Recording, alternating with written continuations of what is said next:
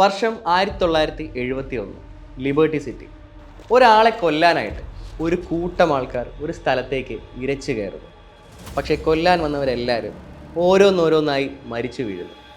Liberty city കണ്ട ഏറ്റവും വലിയ അവിടുത്തെ ഏറ്റവും വലിയ ഡ്രഗ് കിങ് പിൻ സോണി ഫൊറല്ലി ലീഡ് ചെയ്യുന്നു. ഫൊറല്ലി ഫാമിലിയും പിന്നെ മറ്റാരൊക്കെയോ തമ്മിലായിരുന്നു.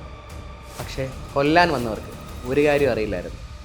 തൃശ്ശൂർപേരൂരുകാരൻ ഐപ്പിന് കാട്ടാളൻ പൊറിഞ്ചു എന്ന പോലെ സോണി ഫൊറല്ലിക്ക് ഒരു വലങ്കയുണ്ടായിരുന്നു.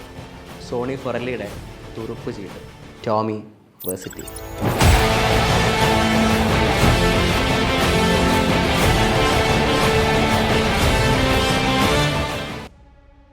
ലിബർട്ടി സിറ്റി പോലീസ് ക്രൈം സ്പോട്ടിലേക്ക് എത്തുമ്പോൾ കാണുന്ന കാഴ്ച, കൊല്ലാൻ വന്നവന്മാരെ എല്ലാവരെയും കൊന്നു.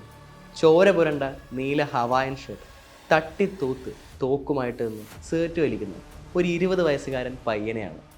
അവനെ അറസ്റ്റ് ചെയ്ത് അത് തുറുങ്കിലടയ്ക്കുമ്പോൾ അവൻ്റെ മേൽ ചാർജ് ചെയ്തിരുന്നത് 11 പേരെ നരഹത്യ ചെയ്തു കൊന്ന മർഡർ കേസായിരുന്നു. ഇത് അവൻ്റെ കഥയാണ്.